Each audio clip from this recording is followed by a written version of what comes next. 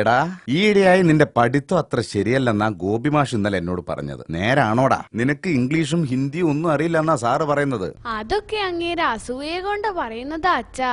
പുള്ളിക്ക് ഹിന്ദിയും ഇംഗ്ലീഷും നന്നായിട്ട് അറിയാമല്ലോ. അപ്പൊ അത് അറിയാത്തവരെ കാണുമ്പോൾ സാറിന് അസൂയയാ. എന്തൊരു സാറാ ഇത്.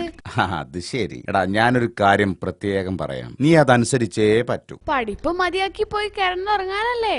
ഞാൻ എപ്പോഴേ റെഡി. കൊന്നുകളയും ഞാൻ, ഉറങ്ങാനല്ല. മറ്റൊരു കാര്യമാണ് എനിക്ക് നിന്നോട് പറയാനുള്ളത്. അതായത് ഹിന്ദി ക്ലാസ്സിൽ മോനിന് ഹിന്ദി മാത്രമേ സംസാരിക്കാവൂ, ഇംഗ്ലീഷ് ക്ലാസ്സിൽ ഇംഗ്ലീഷും. അത് ശരിയാവില്ല അച്ഛാ. അതെന്താടാ ശരിയാവാത്തത്? മര്യാദയ്ക്ക് പറയുന്നത് അനുസരിച്ചോണം. എടാ അങ്ങനെ ചെയ്താലേ നിന്റെ ഭാഷാജ്ഞാനം വർദ്ധിക്കൂ. എന്ത് വർദ്ധിക്കുന്നത്? ഭാഷാജ്ഞാനം. ഓ അതായിരുന്നോ? എന്റെ അച്ഛാ, ഞാൻ അതിന് ശ്രമിച്ചതാ. ഹിന്ദി ക്ലാസ്സിൽ ഹിന്ദിയും ഇംഗ്ലീഷ് ക്ലാസ്സിൽ ഇംഗ്ലീഷും പറഞ്ഞു നോക്കിയതാ. പക്ഷെ 2 സാറന്മാരും കാല് പിടിച്ച് പറഞ്ഞു, ടിൻഡു ദയവ് ചെയ്ത് നീ വാ തുറക്കരുതെന്ന്. അതോടെ നിർത്തിയതാ. നമ്മുടെ ഇംഗ്ലീഷും ഹിന്ദിയും ഒന്നും അവർക്ക് മനസ്സിലാവില്ലെന്നേ.